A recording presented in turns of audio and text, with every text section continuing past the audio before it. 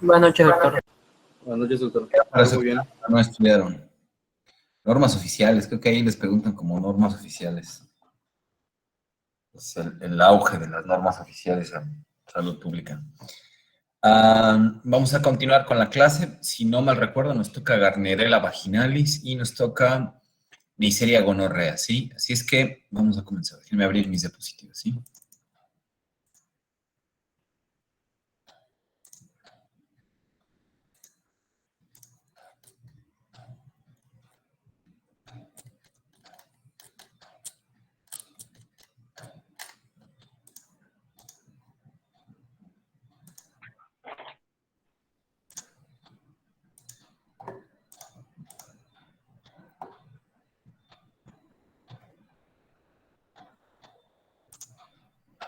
Bien, por favor, me dicen. Ya pueden verlos. Sí, ya se ve, doctor. Ya, doctor. Gracias, gracias, chicos. Bueno, vamos a empezar ahora con bacterias. La asociación clínica que vimos con enfermedades virales corresponde a BPH. No es porque sea la única.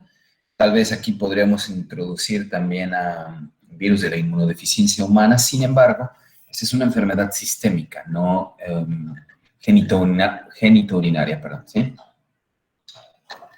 Bueno, vamos a hablar.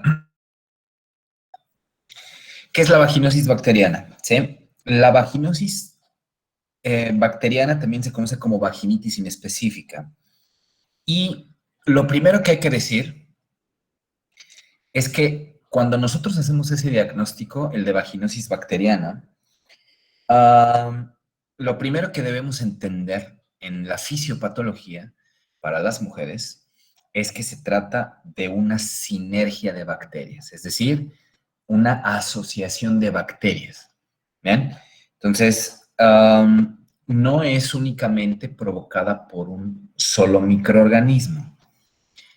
Y ahorita vamos a especificar qué pasa con Gardnerella, ¿no? Porque al momento de que se han hecho varios estudios y estudios científicos, la bacteria en la que más vamos a pensar, por supuesto, tiene que ser Gardnerella vaginalis, pero en asociación. Es decir, no podemos pensar como un solo agente etiológico a Gardnerella como responsable de la vaginosis bacteriana. ¿Ok? Esto es lo más importante. Si nosotros hacemos este diagnóstico, que es, vaya, de lo más sencillo que se pueden ustedes imaginar, de verdad, siempre debemos dar un tratamiento que va dirigido para una asociación de bacterias. Entonces tendríamos que elegir un antibiótico de amplio espectro, ¿bien? Y de hecho, de las comprobaciones clínicas del por qué es una sinergia bacteriana y por qué no únicamente está relacionado con Gardnerella, es precisamente varios puntos. Dentro de los más importantes es, número uno, que cuando se han hecho estudios clínicos para determinar en mujeres sanas, asintomáticas, y se les hace una inoculación de Gardnerella vaginalis, no producen vaginosis bacteriana. Esa es la primera, de las más importantes. La segunda, que el tratamiento para la vaginosis bacteriana precisamente es un antibiótico de amplio espectro como es el metronidazol y que de ahí ese metronidazol no es específico para Gardnerella. ¿Bien? Esa es la segunda, vaya, evidencia científica que hace el sustento de que se trata de una asociación, una sinergia bacteriana. ¿Bien? Y la tercera implica que todos aquellos elementos volátiles, porque ese es el nombre, volátiles, que surgen en una de las pruebas diagnósticas que se conoce como prueba del olor, ¿bien? Se deben a anaerobios y no a Gardnerella vaginalis. Entonces, son tres grandes cuestiones fisiopatológicas, si lo queremos ver desde ese punto, que sustentan el hecho de que este tipo de enfermedad no se produce única y exclusivamente por Gardnerella, sino que es una asociación de infecciones, ¿sí? Entonces, en este tipo de pacientes, por supuesto, dentro de lo que se ha estudiado, como es una asociación, pues Gardnerella es lo más constante dentro de estas bacterias o esta asociación de bacterias. Por eso, Gardnerella vaginalis se le considera como la principal causa. Pero vuelvo a repetirlo, no es la única. Y eso tiene que quedar totalmente claro, porque eso se los pregunto en el examen y eso aparte también tienen que ponerlo en práctica con sus pacientes. Y estos pacientes, por supuesto, no tienen una respuesta inflamatoria efectiva. Por el mismo hecho, no se controla esa asociación bacteriana a nivel vaginal. Existe una alteración de pH vaginal, ¿sí? Y por supuesto, pues, se crean todos los síntomas, en específico el flujo, que es la más grande constante en este tipo de pacientes, ¿sí? Y otra de las asociaciones es que, y también punto importante para que no se suponga el hecho de que en una mujer que presente este tipo de sintomatología es ocasionado por actividad sexual o por transmisión sexual. De hecho, como lo explicaré más adelante, la actividad sexual es algo de lo que incita a las pacientes a ir con el doctor, porque al momento de que tienen relaciones sexuales, de que existe coito, existe una liberación de este tipo de aminas volátiles y eso precisamente es lo que produce el olor típico de esta vaginosis. ¿Ok? En un minuto, por favor.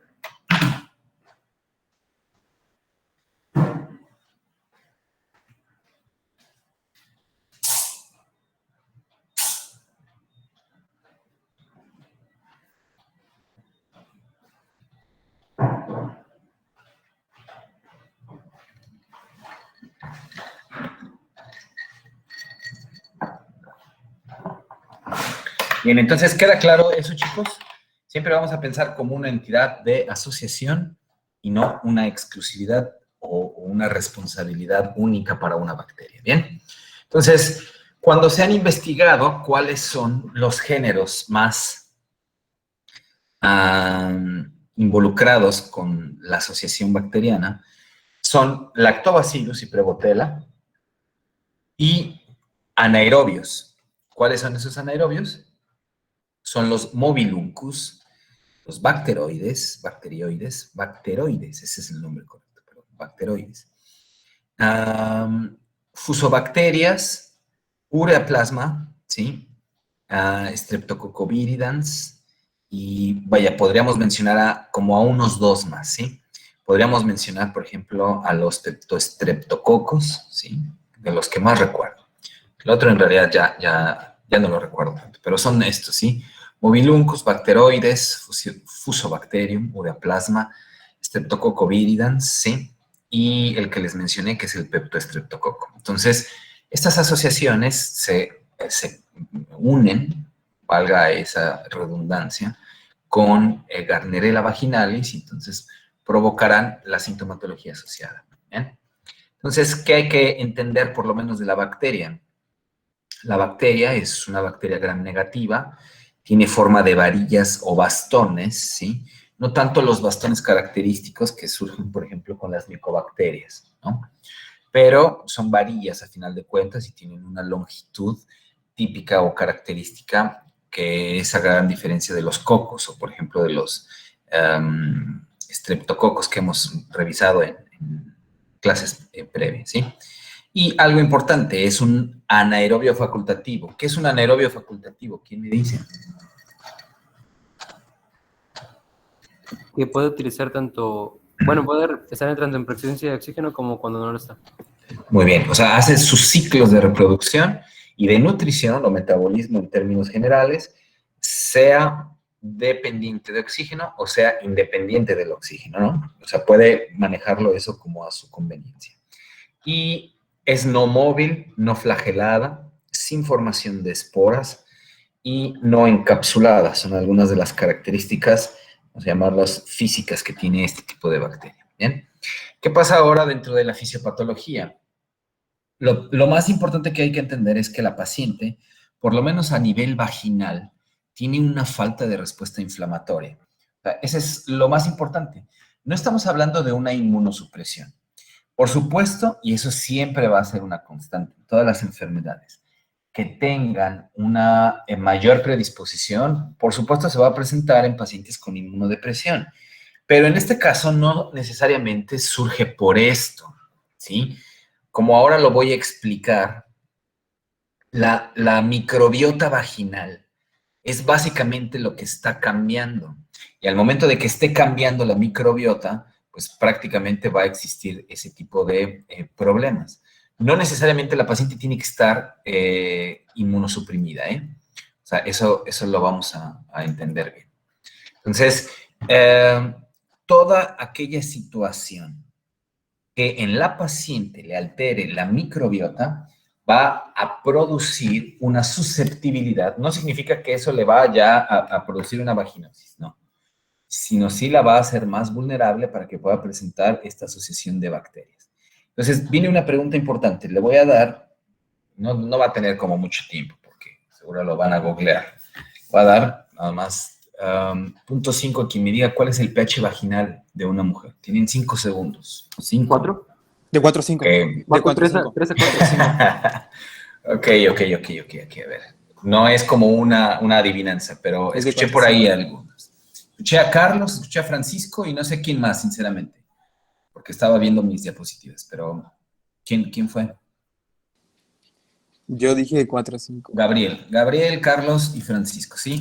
Bueno, cada uno de ustedes va a tener punto 3, ¿les parece? Yo lo dije primero, profe.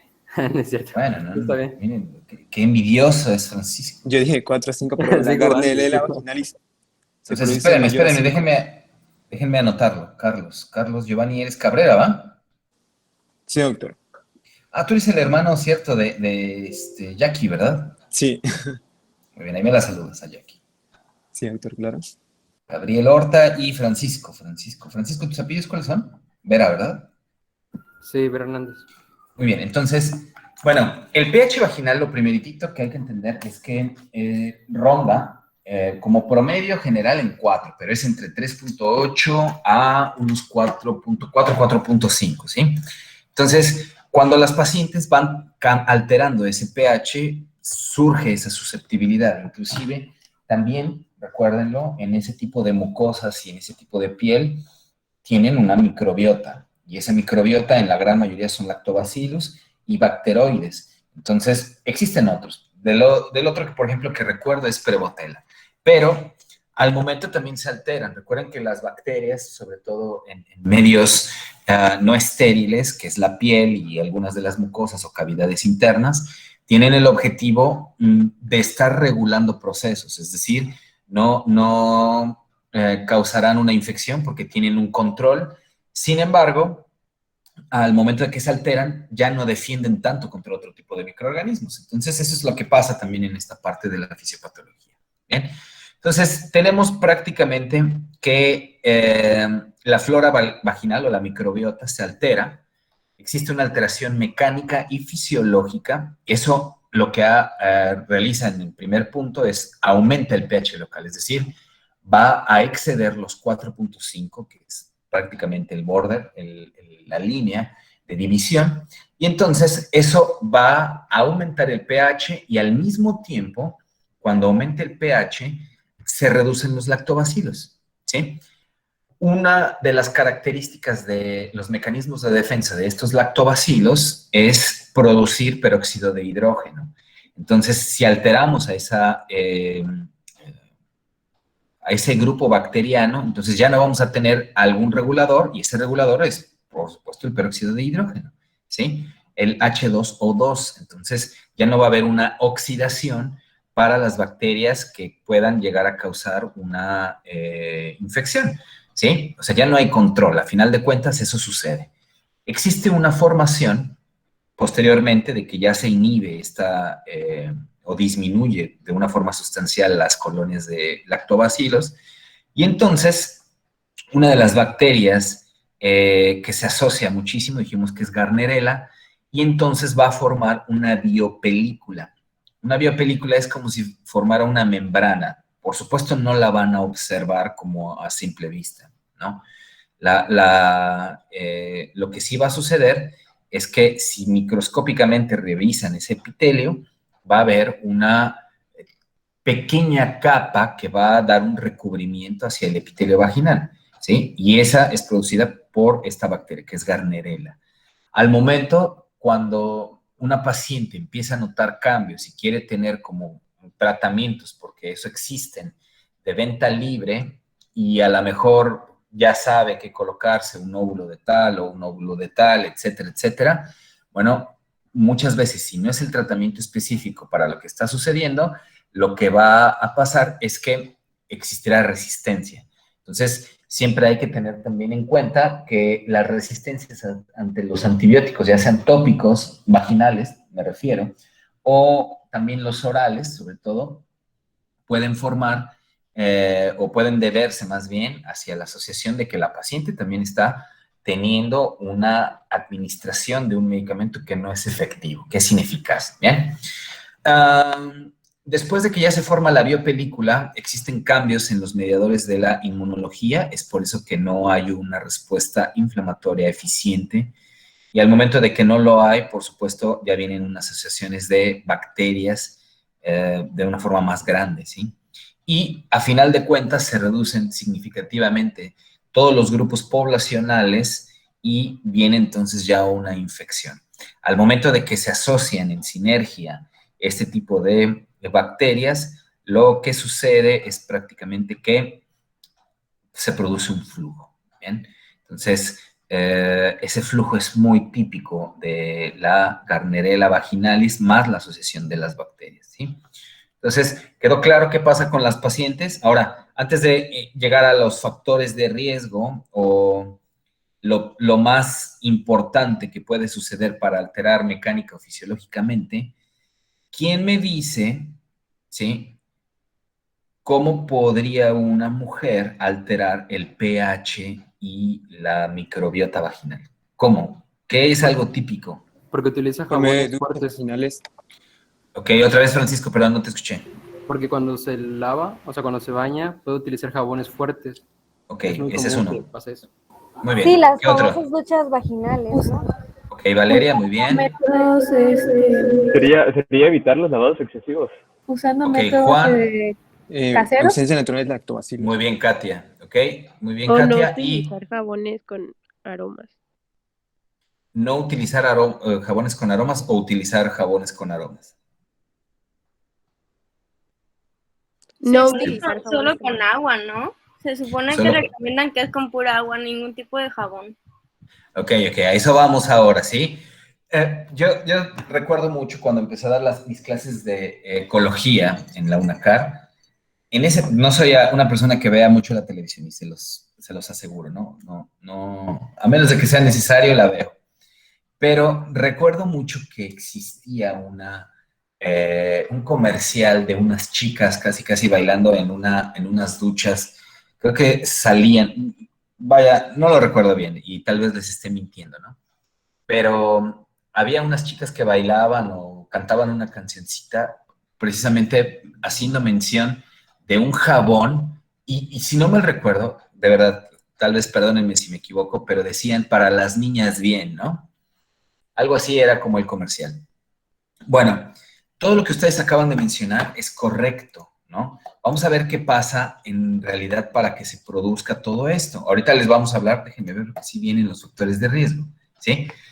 Pero todo eso es cierto, todo lo que modifique fisiológicamente, en términos concretos, el pH vaginal, va a predisponer a esto, ¿no? Entonces, ¿por qué les mencionaba que Gardnerella vaginalis está totalmente asociada? Eso, digo, debe quedar totalmente claro, que la principal bacteria que se presenta en el 96 al 100% de las vaginosis bacterianas es Gardnerella, ¿sí? Entonces, por eso se le ha asociado la responsabilidad mayor, ¿sí? No significa, vuelvo a repetirlo, y eso tiene que quedar totalmente claro, que sea la única bacteria que se presente para que esto genere la infección, ¿sí? No debe ser así. Gardnerella se puede presentar hasta en un 100% sí, pero recuérdenlo muy bien, debe tener una asociación bacteriana. Y Gardnerella nada más para que ustedes también lo sepan, puede llegar a presentarse hasta en un 70% de pacientes asintomáticas. ¿Bien? Entonces, eso es como una buena forma, ¿sí? De tener una explicación por si en alguno de los casos, porque también sucede cuando las personas van a una revisión ginecológica. Yo lo he visto, ¿sí? Con familiares, sobre todo.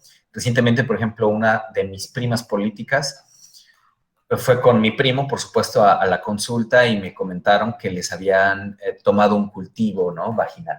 Entonces, si en ese cultivo vaginal resultara Gardnerella vaginalis, yo no me tendría que preocupar, y por supuesto creo que el especialista tampoco se tendría que preocupar, porque ella está asintomática, ¿bien? Entonces, para eso sirve conocer cuáles son las asociaciones clínicas y las asociaciones de las manifestaciones que va a presentar la paciente o no. Entonces, lo que les mencioné hace rato con base en los criterios científicos por los cuales se sustenta esta infección es que la inoculación pura de Gardnerella vaginalis no causa vaginosis, ¿sí? O sea, una persona puede tener única y exclusivamente la microbiota más Gardnerella y no va a haber una vaginosis. La segunda, inoculación de descarga de pacientes con vaginosis en sanas causa enfermedad. ¿Qué significa eso? Que si yo a una persona que tiene vaginosis bacteriana sintomática y extraigo los componentes bacterianos y los inoculo en una persona sana, va a causar la enfermedad. El siguiente, el tratamiento con metronidazol, que es altamente efectivo, y el tratamiento de elección, no es eficaz contra Gardnerella, sino contra todas las otras infecciones, sobre todo las anaerobias. ¿Bien? Y lo que les mencionaba, todos esos productos de olor que se producen para la secreción o junto con la secreción, son consecuencia de otros anaerobios y no directamente de Gardnerella. ¿Bien? Entonces vamos a hablar ahora sí de la importancia de los factores de riesgo. ¿Bien? Porque los factores de riesgo o el conocer qué puede alterar principalmente esto, nos habla de cómo prevenirlo también. ¿Ok? Entonces, número 1. Todas aquellas mujeres que tengan un uso reciente de antibióticos. Entre mayor espectro tenga el antibiótico, entonces va a tener también mayor probabilidad de que la microbiota se altere. ¿Bien? Disminución de la producción de estrógenos. ¿Bien? Esto por cuestiones hormonales. Pueden existir padecimientos endocrinológicos también asociados, ¿sí? Como por ejemplo, ¿qué les parece la obesidad? ¿Sí? Una persona con un grado de obesidad, sobre todo de obesidad grado 2 para arriba, tiene mayor probabilidad de tener recurrencias, inclusive con las vaginosis bacterianas. Uso del DIU, ¿bien? Sobre todo aquellos DIUs que no estén bien colocados, que no tengan como una buena vigilancia. Hay personas, y yo lo he visto, que tienen DIUs de, no sé, 5 años y son de cobre, ¿no? O sea, no, la eficiencia o la más bien eficacia de este tipo de tratamientos también va disminuyendo con el tiempo y tienen que llevar a cabo una buena vigilancia. Duchas vaginales, lo que mencionaban ustedes en la gran mayoría, es algo tal vez de lo más recurrente. ¿Bien? Y de hecho, aquí viene una de las tantas recomendaciones que se pueden tener para las pacientes. Es recomendable, y por eso les comentaba el hecho de ese comercial, es recomendable sí o no el uso de los jabones líquidos que son muy específicos para la vagina. ¿Sí o no? ¿Quién me dice?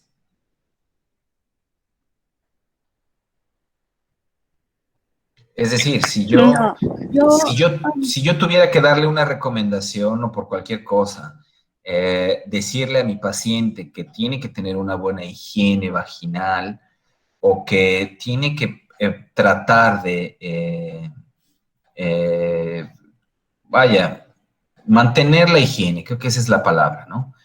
¿Qué tengo que recomendarle entonces a mi paciente? ¿Quién me dice? Jabón neutro. Y agua. Muy bien, jabón neutro es lo mejor y preferentemente tiene que ser de barra, ¿ok?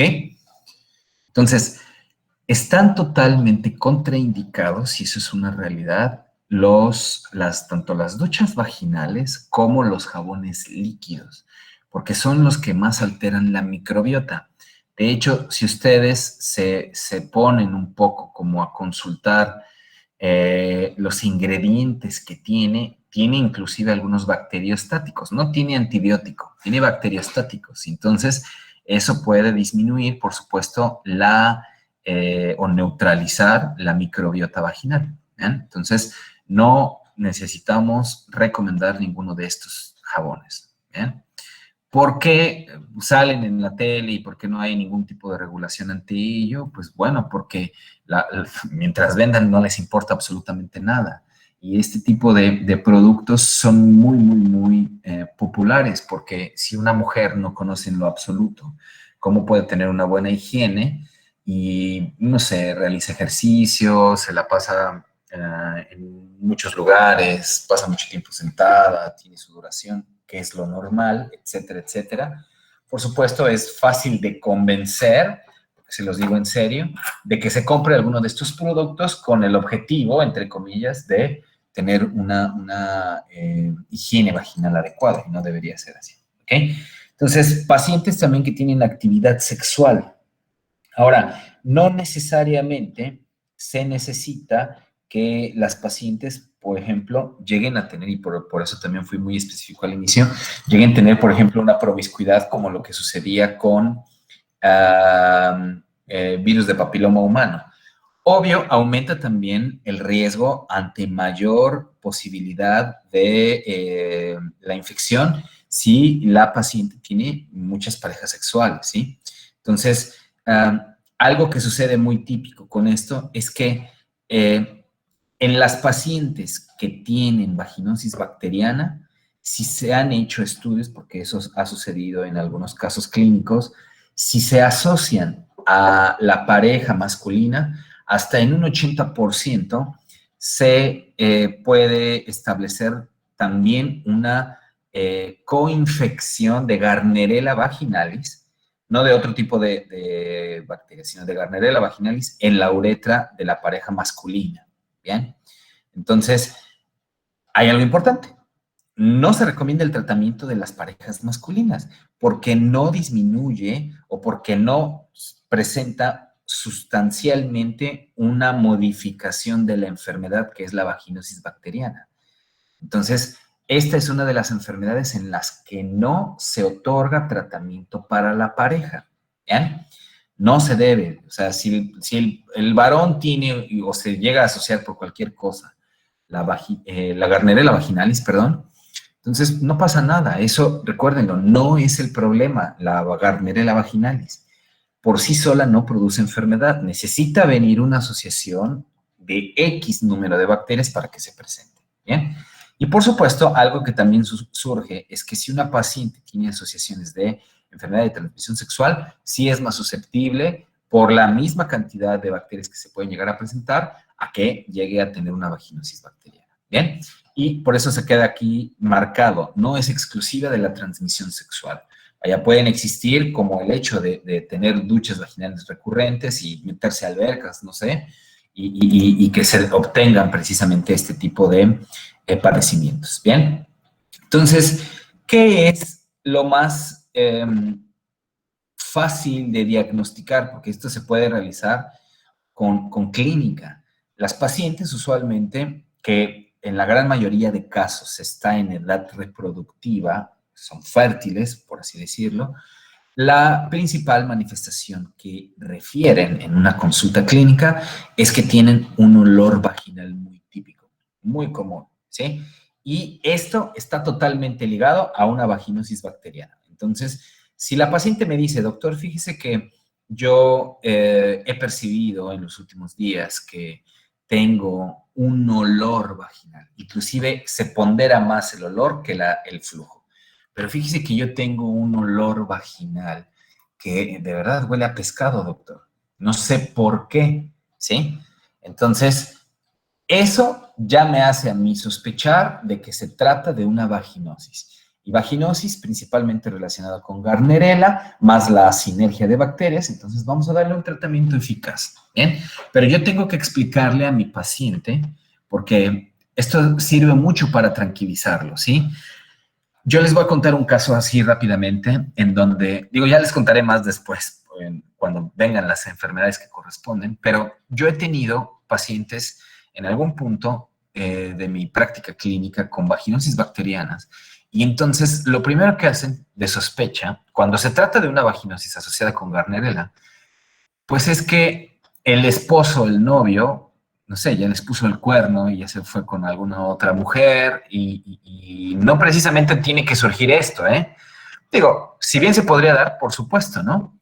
Pero nosotros no tendremos que poner como el sabor al caldo para crear controversia, ¿sí? Nosotros tenemos la responsabilidad de explicarle bien a la paciente que este tipo de enfermedades se pueden producir no únicamente por transmisión sexual, sino que una de las características importantes es la alteración de la microbiota vaginal. Así debemos explicárselo, ¿bien? Entonces, una ocasión, les digo que ya iba prácticamente como de cacería con el marido y decía, no, es que seguramente ya me engañó, estoy segura, y casi hasta me ponía nombres, ¿no? Estoy segura que se fue con la vecina, bla, bla, bla, etcétera. No, o sea, no es eso, señora, sí. Digo, no es porque defienda a su esposo, ni mucho menos, pero esto sucede por esto, ¿bien? Entonces, usted tiene que recibir un tratamiento en definitiva. Ahora, cuando la paciente percibe ese olor a pescado, comienza unos momentos después ya el aumento del flujo vaginal. Algo típico que sucede, sobre todo en las pacientes en edad reproductiva o que son fértiles, ¿sí? Es que muchas de ellas reconocen ese olor de forma poscoital. Es decir, que al término de las relaciones sexuales se presenta de una forma muy típica ese olor. Y esto se debe no nada más a las aminas volátiles, sino que al momento de que existe una eyaculación y que el semen llega entonces a la vagina, la alcalinidad del semen provoca la liberación de esas aminas, ¿bien? Entonces, no es que el semen produzca el olor, ¿sí? Sino que la paciente lo reconoce porque poscoitalmente ya existe una asociación de alcalinidad, se vuelve a alterar el pH por la presencia del semen y entonces surgen esas aminas volátiles, ¿bien? Entonces, esto es muy típico, más de lo que se imaginan, porque yo por lo menos en las pacientes que he tenido de forma de la consulta, siempre me dicen, doctor, bueno, no todas, ¿no? Pero un gran porcentaje de ellas, fíjese, doctor, que estaba teniendo relaciones sexuales y al momento de que, bueno, ya terminamos las relaciones sexuales, surgió un olor a pescado y que me dio mucha incomodidad y entonces pues, me tuve que meter a bañar y me tuve que ir o bla, bla, bla, ¿no? Entonces, lo reconocen y deben saber por qué y deben de explicarle también a su paciente por qué, ¿sí? Porque se liberan esas aminas, ¿bien? Pero no es porque ya en ese momento se haya contagiado de algo de forma inmediata, ¿ok? Y el siguiente de las manifestaciones clínicas, por supuesto, es que aumenta el flujo vaginal. Ese flujo puede ser desde algo muy leve a algo muy moderado, ¿bien? Y tiene un color característico. Puede ser de blanco a gris, no es tan blanco. Y la gran diferencia que va a existir entre una enfermedad producida por hongos como es Cándida, que también nos da un flujo blanquecino, es que este es muy homogéneo, muy líquido, y en el caso de las micosis es grumoso, ¿sí? De hecho, se reconoce como en la Cándida albicans a nivel vaginal, se reconoce como una secreción en forma de requesón, ¿bien? Esto es más homogéneo, es más líquido, ¿bien? Y por supuesto, al momento de que nosotros hacemos una introducción del espéculo, del espejo vaginal, que también se le conoce así, nosotros podemos apreciar la adherencia hacia la mucosa vaginal de este tipo de secreciones, ¿correcto? Entonces, si utilizamos inclusive un colposcopio, se va a ver reflejado muchísimo la luz en las paredes de la vagina y el olor característico. Ahora, vamos a ver por eso en la prueba diagnóstica que se conoce así como prueba del olfato o como prueba del olor, que no hay que llegar y acercarse a la vagina de la paciente y decir, ah, huele a pescado. No, eso no sucede así, ¿bien? Y algo muy típico, esto es importante, sobre todo para los casos clínicos que yo les voy a poner, ¿sí? Los labios son normales, el introito vaginal está normal y el cuello o el cérvix están normales, ¿sí? No existe ningún tipo de alteración. Ya veíamos qué pasaba, por ejemplo, con el virus del papiloma humano en pacientes que ya tenían una neoplasia intercervical, por lo menos de grado 2 adelante. Podían tener inclusive hemorragias o podían tener ya unas asociaciones de destrucción del epitelio. En este caso, las pacientes están totalmente normales. Algo también diferente a lo que pasa con la asociación por Candida albicans es que las pacientes tienden a tener muchísimo prurito en las micosis, no en la vaginosis bacteriana, ¿ok? Entonces, esto es lo importante. Al momento de que se hace esta revisión de la paciente, en algunas ocasiones, porque no es tampoco en el 100% de ellas, se pueden presentar unas pequeñas burbujitas que acompañan también al flujo, ¿bien? No es tan común, aquí están las burbujas, ¿sí? Entonces, al momento de que nosotros analizamos este flujo, por supuesto, la paciente puede tener estas burbujitas, ¿bien?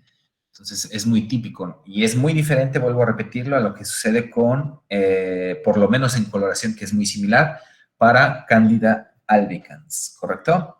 Entonces, si llegáramos a tener, y esto también es importante, supongamos, porque lo acabo de decir, ¿no?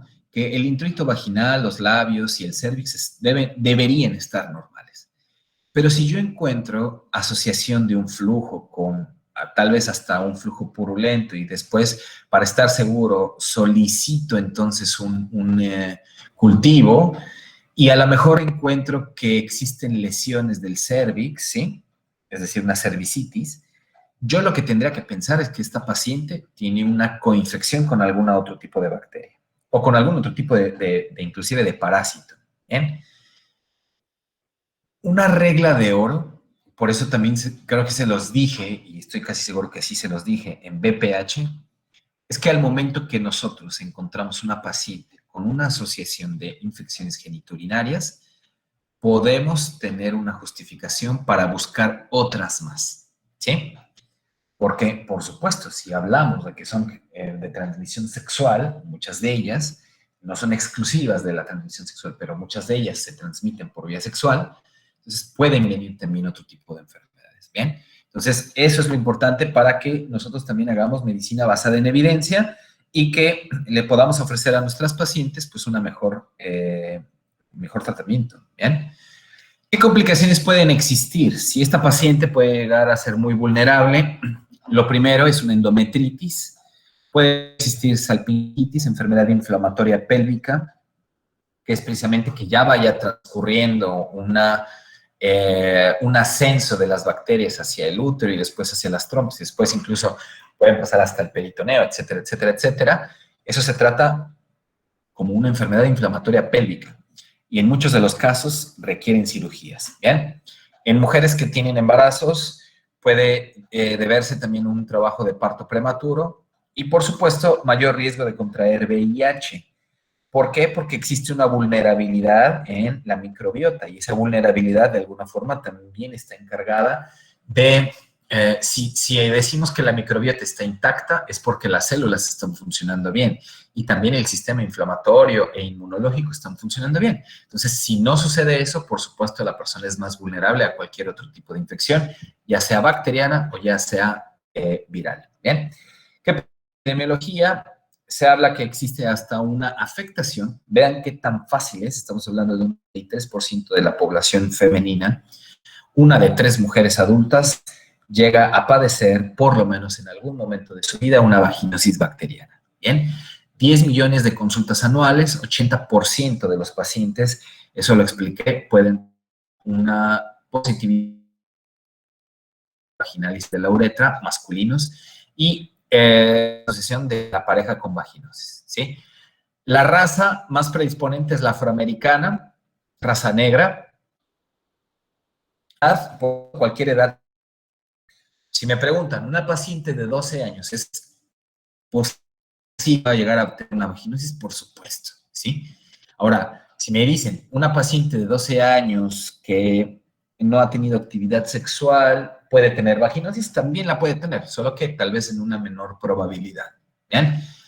Algunas otras asociaciones involucradas también en la parte del desarrollo de la enfermedad son tabaquismo, obesidad, lo que les comentaba. Si una persona tiene un embarazo previo, porque eso provoca también una alteración hormonal y de la microbiota, y si existen antecedentes de abortos inducidos, porque se asocian las bacterias para la manipulación del cérvix y del útero, y las personas que son solteras, ¿sí? Aquí hay algo muy peculiar porque las personas que no están expuestas en ningún momento de su vida hacia el semen, ¿sí?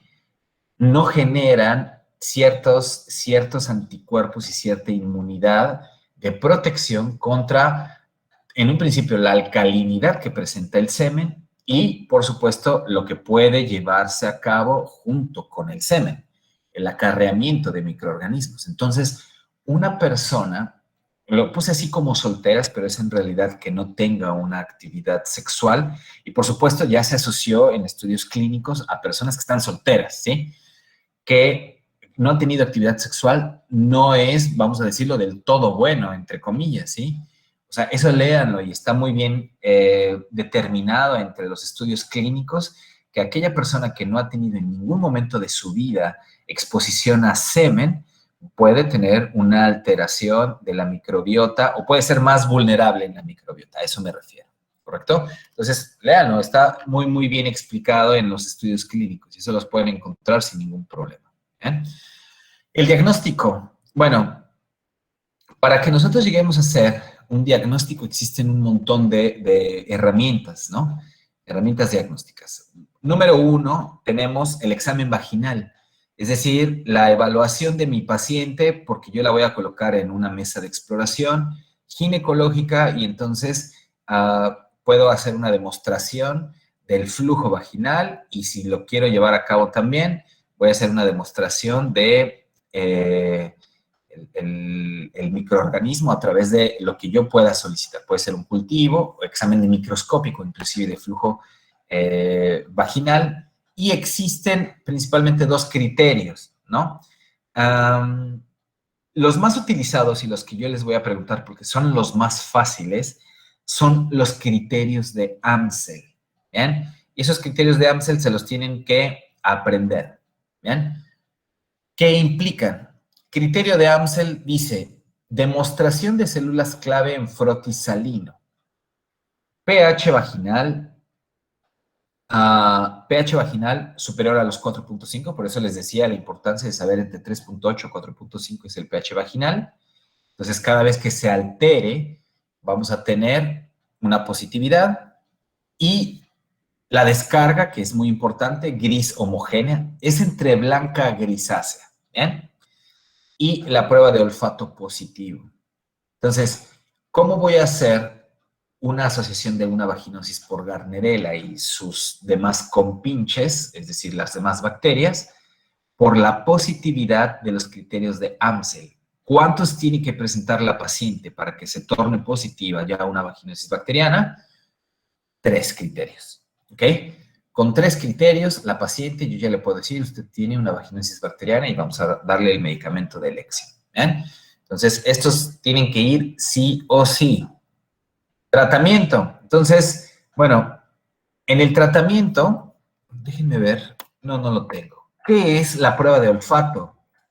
Bueno, la prueba de olfato, la evaluación que se hace, vuelvo a repetirlo, no es acercarse a la vagina de la paciente y entonces vamos a ver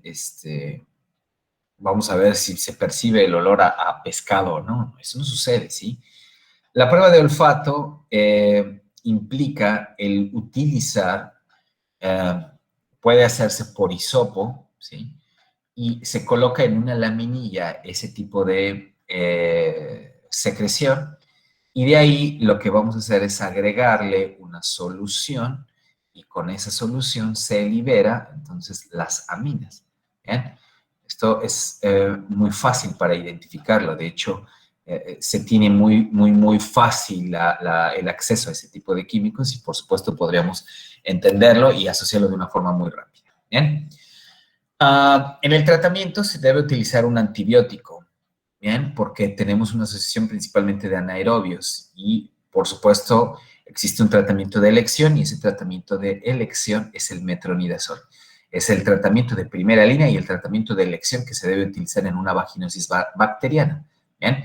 Entonces, sí podemos tener algunas resistencias con el metronidazol, pero son las menos, ¿bien? Y si yo tengo una paciente asintomática con colonización, no lleva ningún tipo de tratamiento. Por eso les mencionaba, si yo hago un cultivo o llevo a cabo un estudio y se da una positividad para Gardnerella, yo lo primero que debo preguntarle a la paciente y hacer la exploración y entonces hacer ese match. ¿Tiene usted sintomatología? No, no tengo. Muy bien. No te vamos a dar absolutamente nada. No hay una necesidad ni justificación para que pueda darse un tratamiento antibiótico en ese tipo de pacientes. Muy bien. Tratamiento obligatorio en el embarazo. Eso es sí o sí. No hay ningún otro tipo de alternativa porque ya dijimos, puede tener una alteración y provocar embarazos pretérmino. Tratamiento previo a una cesárea, si es que se va a realizar. Tratamiento previo a una histerectomía o aplicación de un DIU. Y si la paciente no tiene una recuperación, se tiene que aplicar un segundo ciclo de antibiótico terapia, ¿correcto? Entonces, eso es importante. El uso de jabones en barra hipoalergénicos o evitar sobre todo los líquidos. Hay que darles jabones neutros, como bien ustedes decían. Y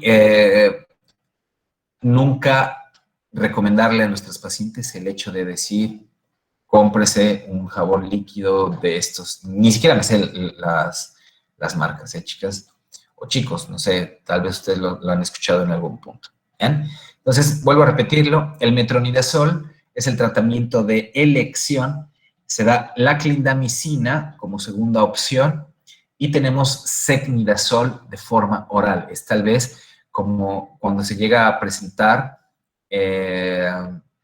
una resistencia hacia las vaginosis bacterianas. ¿Qué otra cosa ha resultado antes de que se me olvide? ¿Sí? En las pacientes que pueden llegar a tener una recurrencia de vaginosis bacterianas, ha resultado muy bueno el darles lactobacilos tópicos, lactobacilos tópicos que ayudan muchísimo a el restablecer la microbiota vaginal, ¿correcto? Entonces, eso sí se puede ocupar en las pacientes. ¿Bien? Entonces, dudas o preguntas que se tengan hasta este punto, chicos.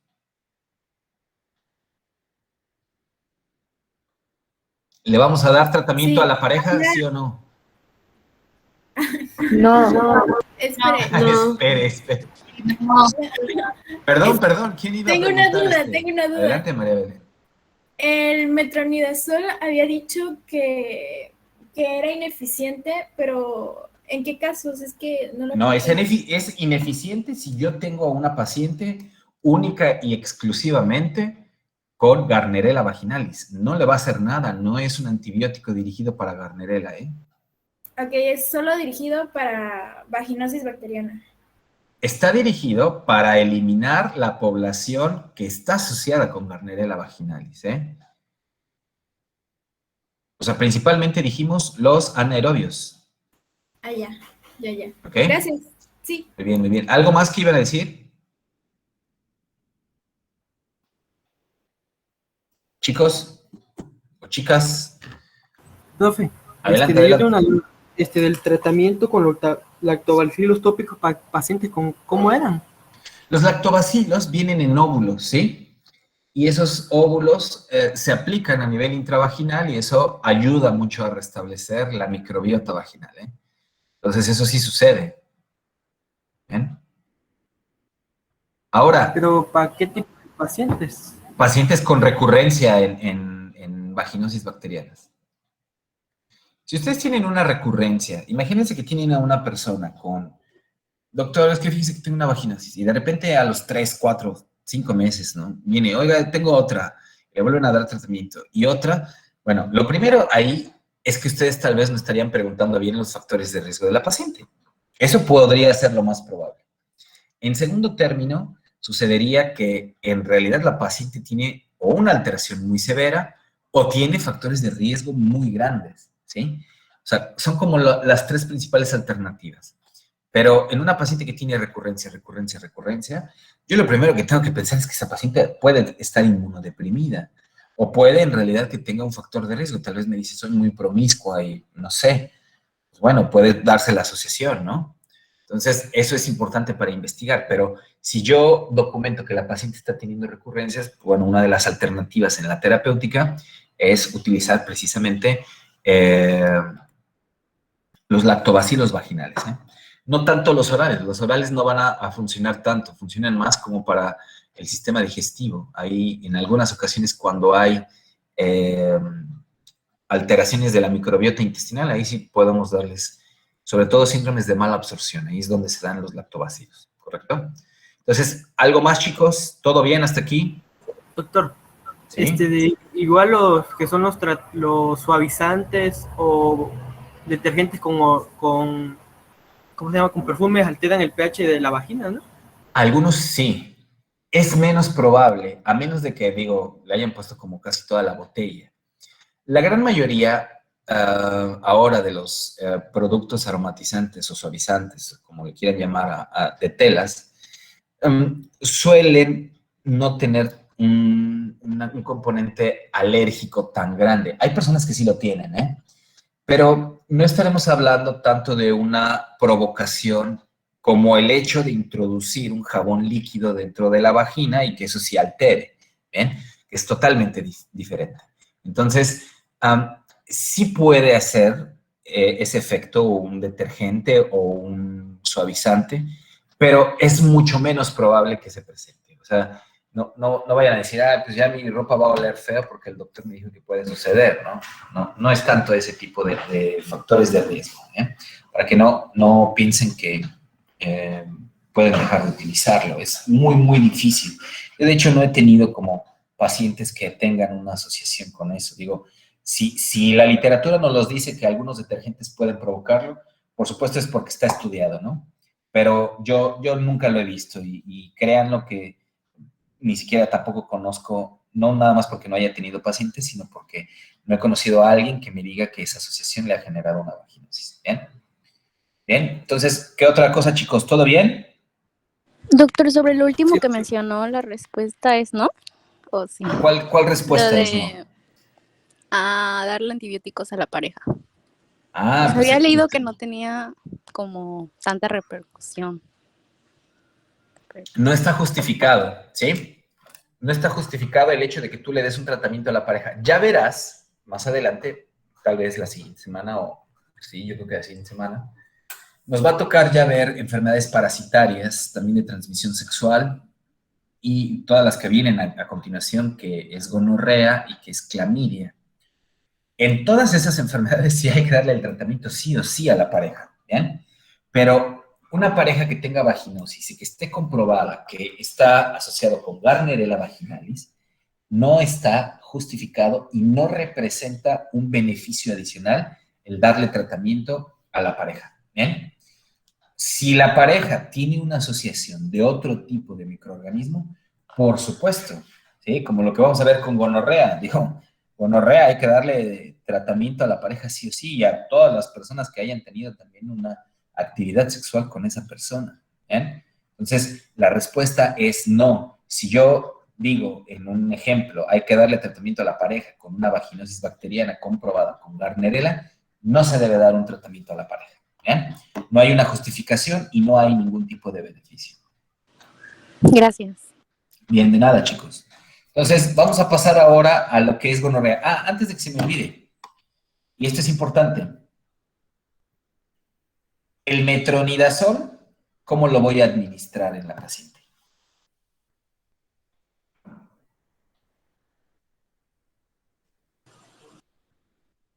Vía oral. metronidazol va vaginal. Un ¿ok? ungüento. Tópico. Hay tabletas y óvulos de metronidazol, entonces es tópico el tratamiento, ¿bien? Porque lo que queremos es que actúe directamente. Ya verán en qué casos vamos a utilizar metronidazol oral, ¿sí? Porque ahí sí no va a haber posibilidad de que se haga un tratamiento tan efectivo. Ahora, si me dicen el metronidazol oral sirve, por supuesto que también sirve. Tal vez sería un tratamiento ligeramente más lento, pero también se hace una administración de forma oral, es decir, podríamos utilizarlo y no habría ningún tipo de problema. ¿Ok? ¿Vamos bien hasta aquí todos? Sí, doctor. Sí, doctor. Muy bien, muy bien. Denme un minutito, nada más,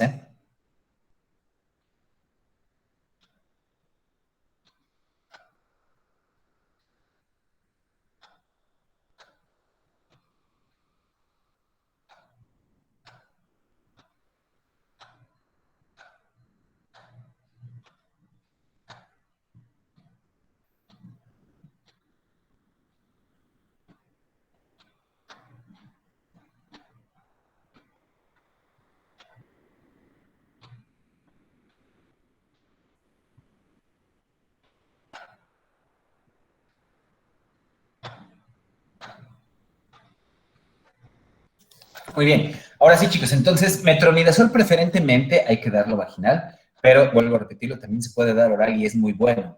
Ahora,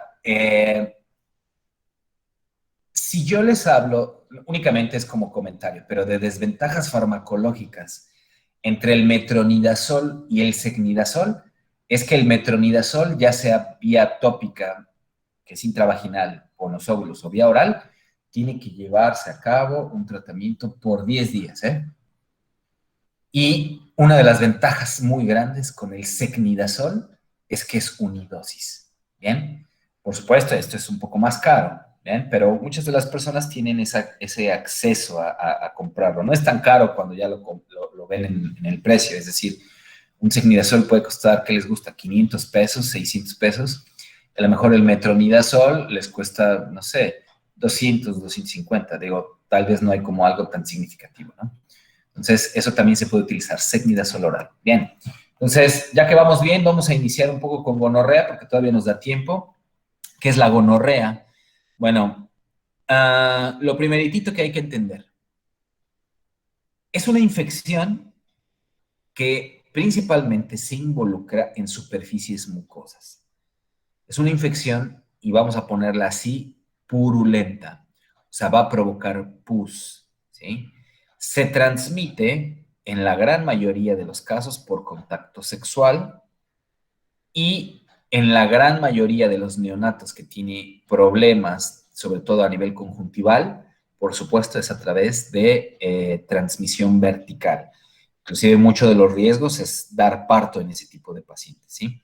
Por eso muchas de las pacientes, o la gran mayoría ya de todas ellas, deberían, porque eso se hace, tener estudios importantes para descartar enfermedades de transmisión sexual y que se prevengan este tipo de infecciones neonatales, ¿sí?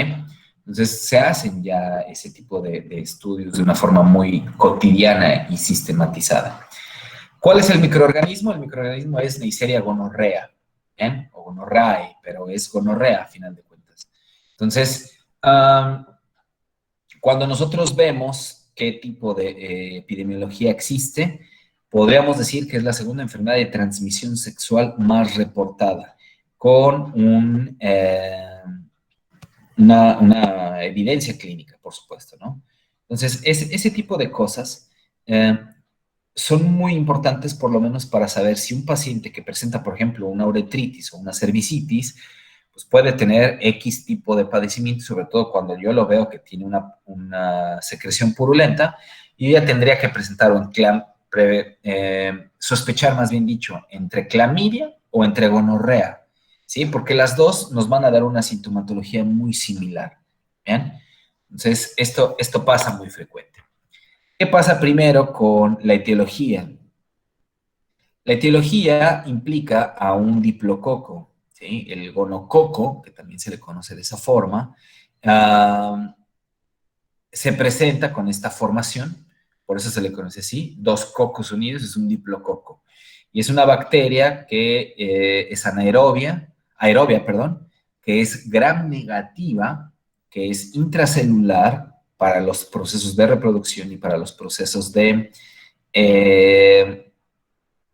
metabolismo y nutrición, y es oxidasa positiva, y por lo menos hablar de el periodo de incubación en el que se produce la sintomatología, más o menos entre 2 a 7 días.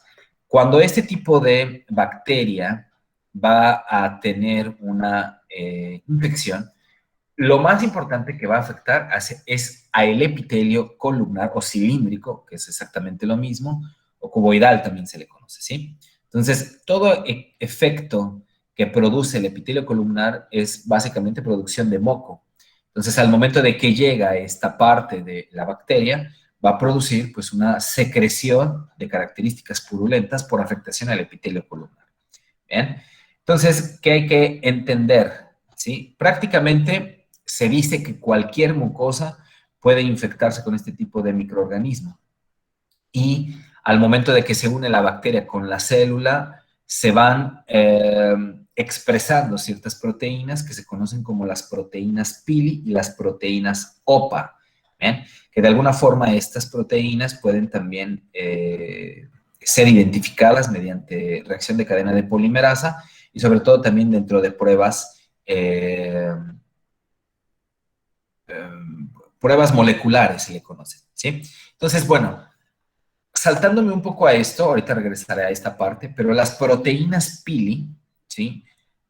Son aquellas proteínas que ayudan a la fijación o a la unión de los gonococos hacia la superficie de la mucosa, y estas son las que contribuyen a la resistencia hacia las células inmunológicas, en este caso los neutrófilos. Los neutrófilos van a tener una destrucción y no van a poder digerirlas como deberían, ¿sí? Y las proteínas asociadas, que son las proteínas OPA, se conocen como proteínas asociadas a la opacidad.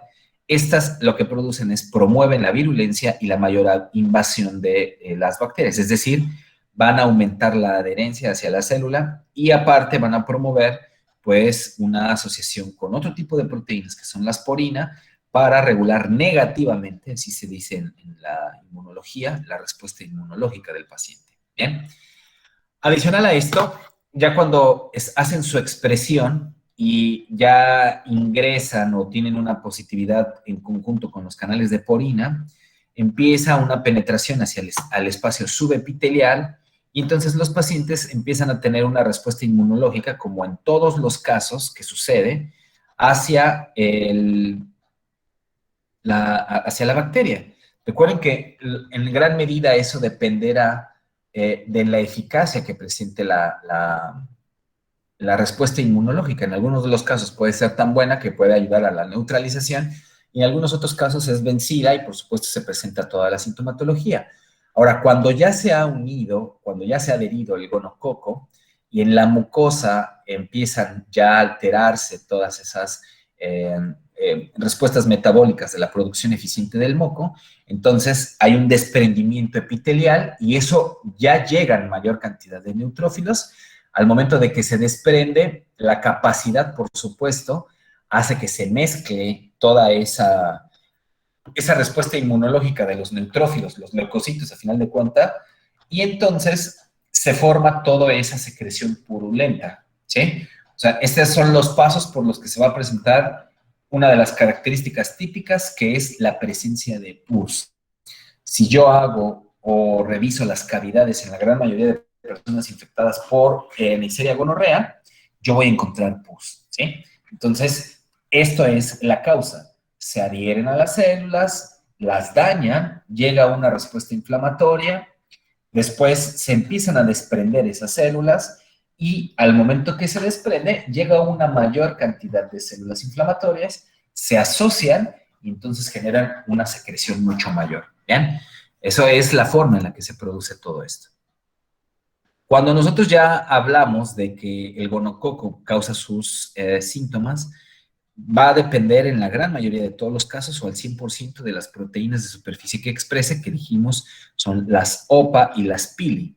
Entonces, eso ya, por eso les puse los cuadros anteriores, contribuyen a que se genere negativamente una respuesta inmunológica y en el momento que se está generando también la pus, pueden inclusive permitir una mezcla con sangre o con espermatozoides, si es que se ha tenido, o semen inclusive, decirlo de una mejor forma, si se ha tenido actividad sexual reciente, y entonces se mezcla, ¿sí?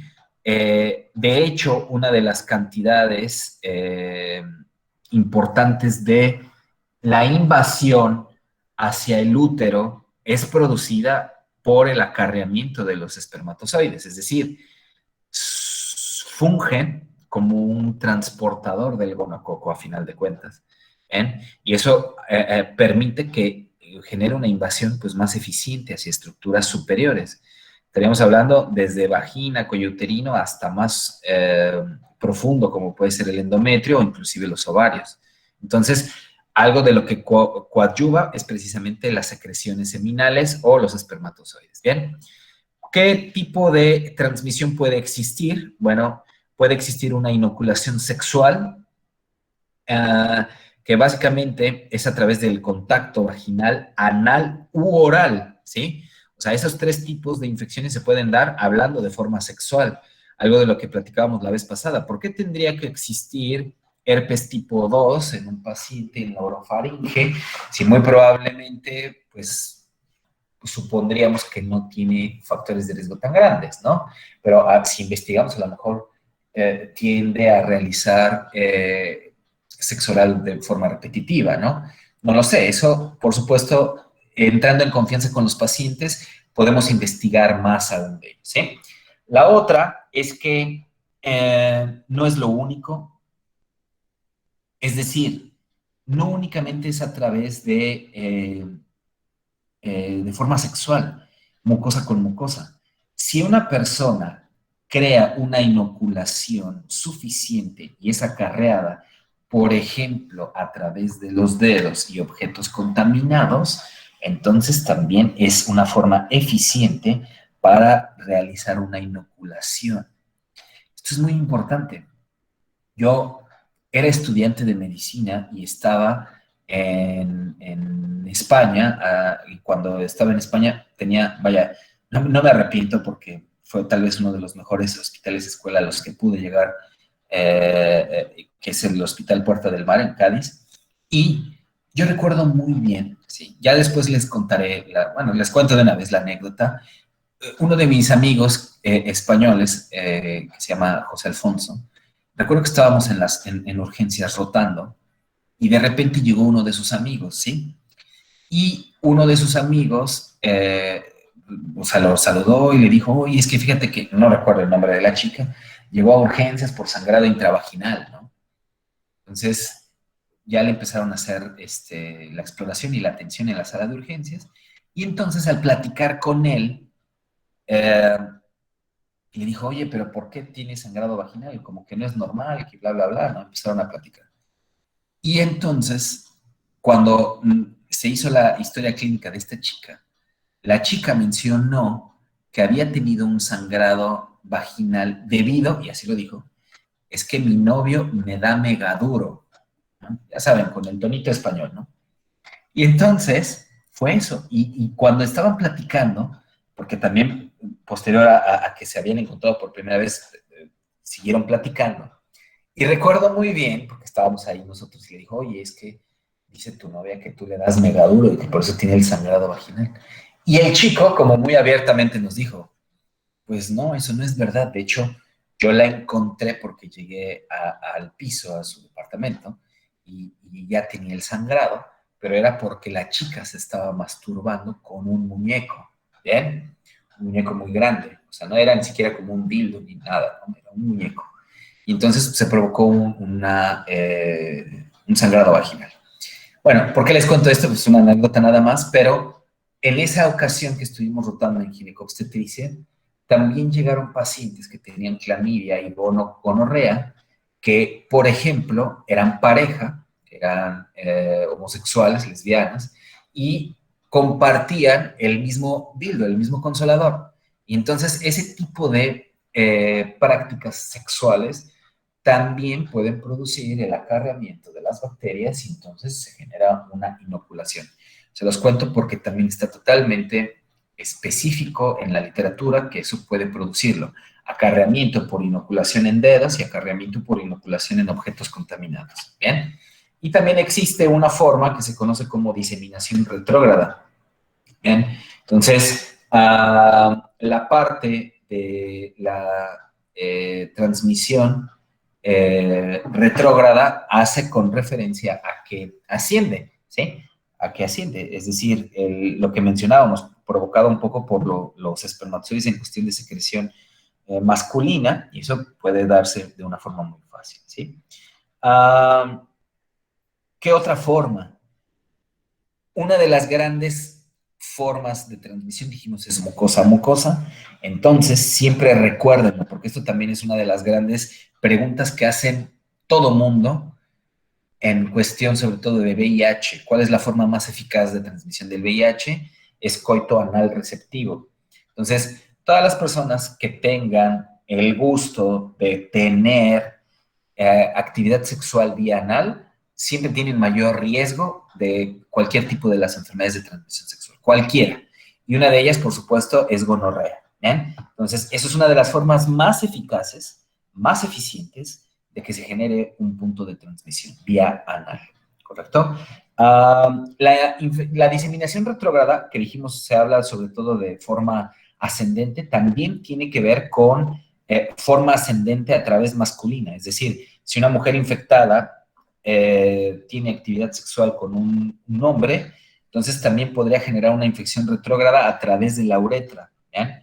Entonces a eso también se le conoce así, como infección retrógrada. O sea, no nada más es para el género femenino, sino también se presenta en los varones, ¿sí? Y por supuesto sucede y también es, vamos a decirlo, efectiva, porque puede presentar desde una epididimitis hasta una infección de vías urinarias altas. O sea, la uretritis es el principal síntoma en los hombres cuando se tiene ya sea gonorrea o cuando se tiene clamidia. ¿Bien? Bueno, factores de riesgo. Este es no me acuerdo por qué puse esta imagen, pero recuerdo que al hacer las diapositivas me había encontrado con un esquema de la supergonorrea, porque, digo, véanlo, y existe evidencia clínica de que ya hay una gonorrea que no tiene tratamiento antibiótico. ¿Por qué? Porque, por supuesto, se ha hecho mal uso de los antibióticos y se ha creado una multiresistencia. Es altamente resistente. Yo recuerdo que incluso esa noticia salió en un montón de revistas normales me refiero así como New York Times y revistas de National Geographic, etcétera, que no son del ramo o del ámbito médico y que hablaban de la asociación de la gonorrea súper resistente, ¿sí? Entonces, ¿qué factores de riesgo puede tener una persona al momento de que pueda presentar o no? Por supuesto, dijimos la exposición sexual, que es muy efectiva. Y en este caso, ¿qué diríamos con diferencia al virus de papiloma humano? Porque, digo, la cervicitis o las neoplasias intraepiteliales cervicales, por supuesto, se genera una infección directa porque el paciente, o la paciente más bien dicho, tiene un contacto directo a través de la vía sexual, ¿no? Pero dijimos que en el dado de los casos de las verrugas, sobre todo, que se lleguen a presentar, en donde un paciente utilice preservativo, el preservativo no protege porque se transmiten a través del contacto piel a piel e invade directamente al queratinocito. Entonces ahí no sería tan eficiente, ¿no? Pero dijimos, un paciente, por supuesto, o una paciente debería utilizar métodos de barrera eficaz como el preservativo. Eso sí va a disminuir la posibilidad del contagio. Ahora, ¿ustedes qué me dicen aquí? ¿Sirve o no sirve el utilizar un preservativo para evitar la exposición con gonorrea y con clamidia, que van de la mano? ¿Sirve o no sirve? Sí sirve. Sí, por supuesto que sirve, ¿sí? O sea, eso, créanlo, es muy, muy, muy, muy importante que nosotros sepamos cómo enseñar a los pacientes, porque también hay que hacerlo, a colocar un preservativo, ¿eh? Yo recuerdo muy bien, les digo que tal vez como fui el multitask o el multimédico general, en mis mayores tiempos fue precisamente en el servicio social, y no por eso lo he dejado de hacer, ¿no? Hay personas que me consultan por X tipo de padecimiento que no me corresponde en la cuestión de la especialidad, pero se les otorga esa consulta, ¿no? Nunca uno deja de ser médico general tampoco. Entonces, yo recuerdo mucho que a los chicos, porque también iban mucho a pláticas de sexualidad en las comunidades rurales, yo me acuerdo que un día les pedí como que llevaran zanahorias o pepinos y esas cosas. Se los digo de forma sincera, ¿eh? Sobre todo a los chicos de secundaria. Y a todos les repartí un preservativo y les dije, bueno, pónganlo. Y no sabían cómo ponerlo. Entonces, después les enseñé cómo y ahora sí les dije, vuelvan a tener otro preservativo y ahora colóquenlo bien, ¿no? Muchos de los, créanlo, muchos de los hombres en sus primeras relaciones sexuales no saben cómo poner un preservativo. ¿Bien? Y hay muchas mujeres que sí, que eso es una gran ventaja, ¿eh? Vaya, el hecho de que un hombre no sepa colocar correctamente un preservativo no es responsabilidad única, sino debe ser una responsabilidad a colocar un preservativo, se los digo de una forma sincera. ¿Qué otro tipo de factores de riesgo? Homosexualidad masculina, sobre todo. Una sexual, nivel socioeconómico bajo, intercambio de sexo por dinero, drogas, etcétera. Eso siempre ha sido importante. Inicio de vida sexual temprana, dispositivo intrauterino, ¿sí? Y cambios de pH vaginal, algo de lo que estábamos hablando en Gardnerella vaginalis, ¿no? Y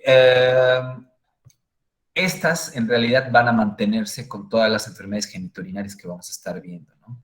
Por supuesto, también agregaría tal vez aquí un estado de inmunosupresión, que es muy, muy, muy fácil tener una infección de cualquiera de los agentes, ya sea viral, parasitario o bacteriano. ¿Bien?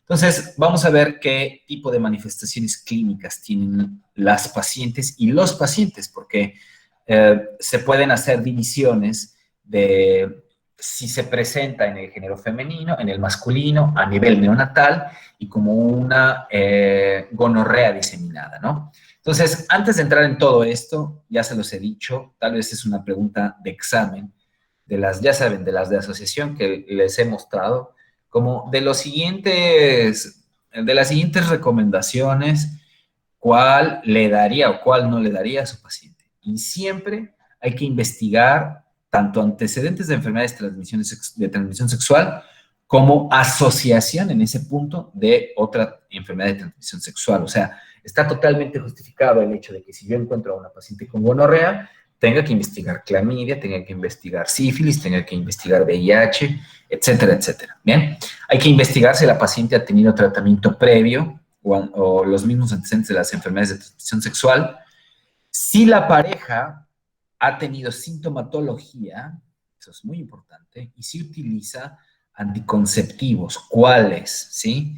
Eso es importante. Y algo tal vez que se me ha olvidado colocar en esta diapositiva, como también siempre llevar a cabo, y es una población que me ha tocado a mí en 2 ocasiones atender, ¿sí? Una me tocó en el año 2012, 13, yo creo, y la otra me tocó en el 2018, ya era profesor de la UNAM. Personas que sufren violaciones, ¿sí? Cualquier tipo de agresión sexual, vamos a llamarlo así, también es importante saberlo, ¿ven? De hecho, las 2 personas, por ejemplo, que se acercaron en ese punto, vaya, fue de una forma inmediata el hecho de que yo las traté, porque existe, eso sí, una guía específica para darle unos tratamientos asociados a una persona que ha sufrido una violación, ¿bien? Entonces, lo he tenido que hacer en 2 ocasiones, para chicas sobre todo fueron en este caso, que sufrieron un abuso sexual. Entonces, como les mencionaba, las manifestaciones clínicas las podemos dividir de acuerdo al género y de acuerdo a vamos a decirlo, tracto genital femenino, masculino, infección neonatal y diseminada. Entonces, ¿qué enfermedades surgen en las mujeres? Endocervicitis y la enfermedad inflamatoria pélvica. Enfermedad masculina asociada con gonorrea, uretritis. Enfermedad neonatal, oftalmia, es decir, padecimientos a nivel de los ojos. ¿Por qué? Porque ya lo dijimos, se adquiere muchísimo de forma vertical y se producen infecciones en el neonato.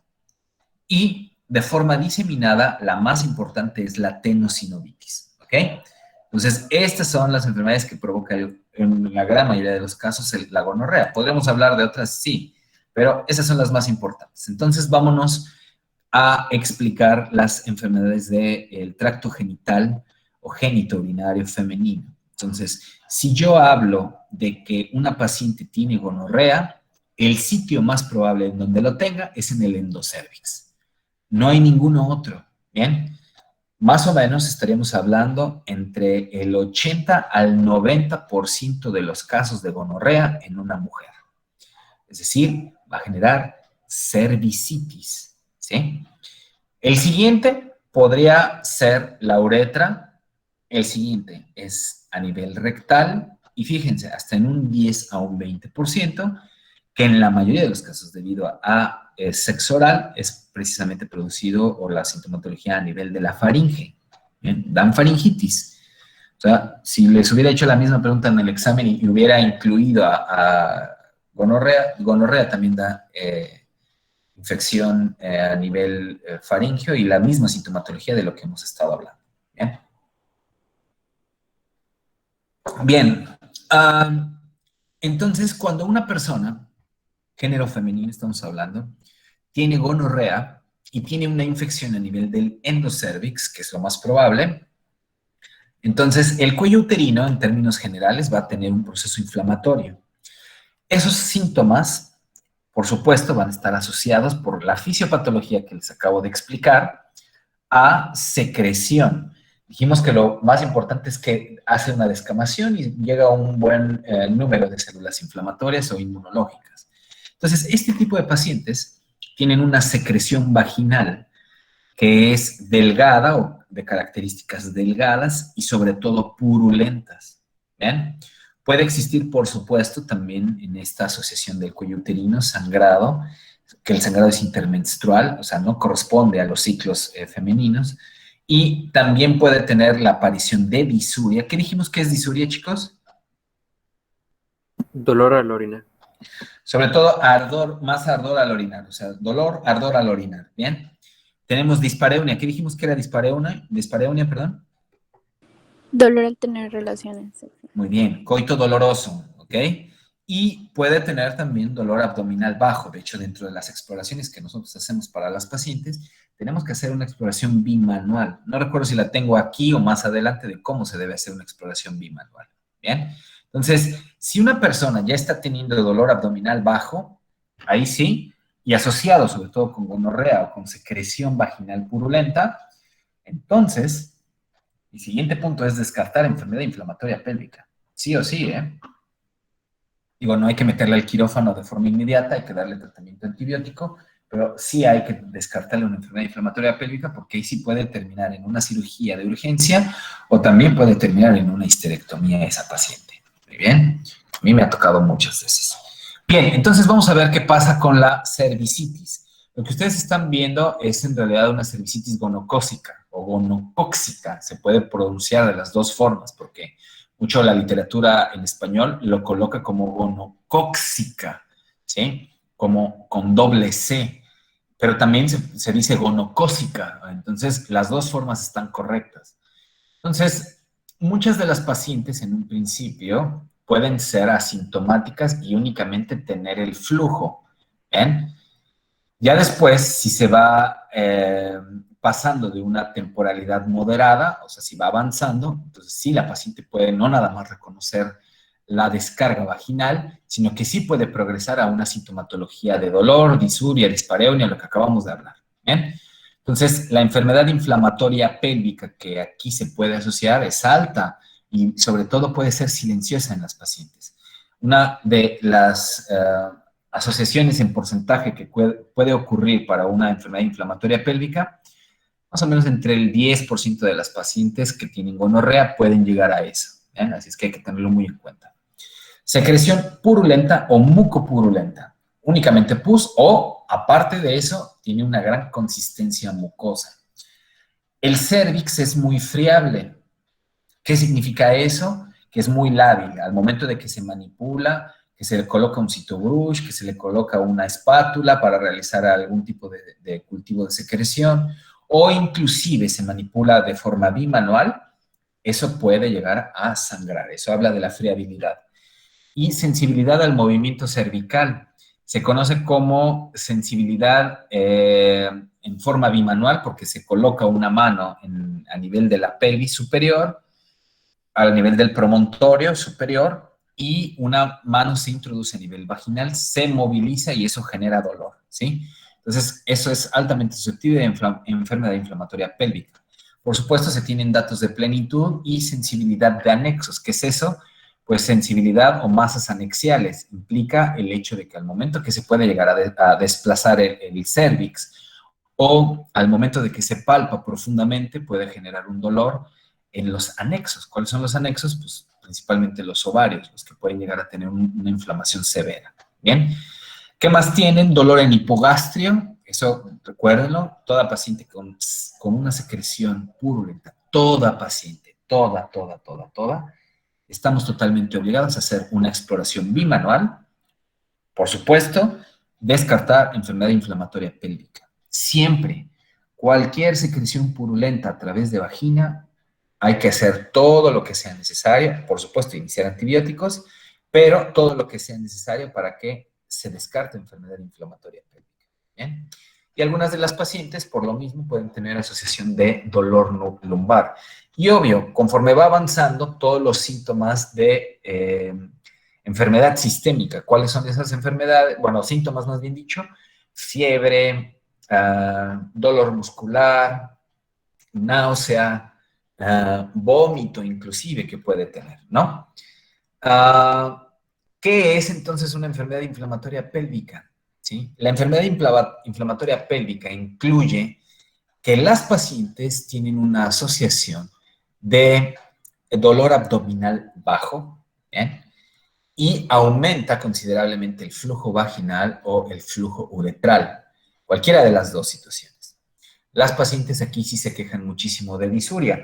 Entonces, en un principio, si es que se presenta la disuria como principal padecimiento, muchos de los médicos que no hacen revisiones pueden o tienen mayor probabilidad de errar el diagnóstico o lo determinan como si fuera una infección del tracto urinario y no es así, ¿bien? Por eso mucho la importancia, ok, si yo sospecho que es una enfermedad de tracto urinario, hay que hacer entonces como mínimo un examen general de orina, ¿bien? Pero si ya estoy viendo y la paciente me refiere que tiene una secreción purulenta, por supuesto tendríamos que asociar ya un estudio por mínimo de cultivo del flujo más un ultrasonido, por lo menos, para saber cómo están esas masas anexiales. Dijimos, existe sensibilidad cervical, sensibilidad anexial. Los pacientes tienen fiebre y desarrollan todo lo que les mencioné, escalofrío, náusea, vómito, pueden tener inclusive hasta diarrea. En la exploración física, las pacientes tienen dolor a nivel de la línea media, puede ser unilateral o puede ser bilateral, es decir, se puede presentar nada más de un lado o se puede presentar de los dos lados, ¿sí? Siempre dolor abdominal pélvico asociado con gonorrea o una secreción purulenta, porque también puede ser con clamidia, ¿eh? Las dos, pero el dolor abdominal pélvico es igual a una infección ascendente, es decir, de forma retrógrada, ya subió, ya está la parte de la bacteria llegando a un punto donde no debería suceder, ¿sí? Entonces, esto también es importante, no nada más se observa en infectología, también se observa en ginecobstetricia y también en cirugía. Entonces, lo que ustedes están viendo es la forma eficaz para realizar una exploración bimanual. La exploración bimanual en una paciente que se queja de disuria, dispareunia, existe sangrado o existe secreción purulenta y dolor abdominal bajo, esta es la forma precisamente en la que nosotros debemos, primero, se introducen 2 dedos a nivel del canal vaginal, se llega a colocar y posicionarlos a nivel del cérvix. El cérvix se manipula, o sea, no es que vayan a jugar con el cérvix, no, pero lo que sí van a hacer es desplazarlo de una forma sensible. Estas pacientes tienen mucho dolor, Entonces, yo no veo y no le he visto afortunadamente ningún médico jugando con el cérvix, no sucede. Hay que ser como muy delicados en desplazar con una delicadeza, lo voy a decir así, el cérvix para saber si produce o no dolor. Y al mismo tiempo, por arriba de la sínfisis del pubis, generar la colocación de la palpación dirigida hacia adentro, es decir, hacia la región del útero, ¿sí? Entonces, eso va a provocar dolor y esto es altamente sensible para determinar una enfermedad inflamatoria pélvica, ¿correcto? Entonces, estas son las formas correctas de realizar esta exploración. ¿Quedó claro, chicos? Sí, doctor.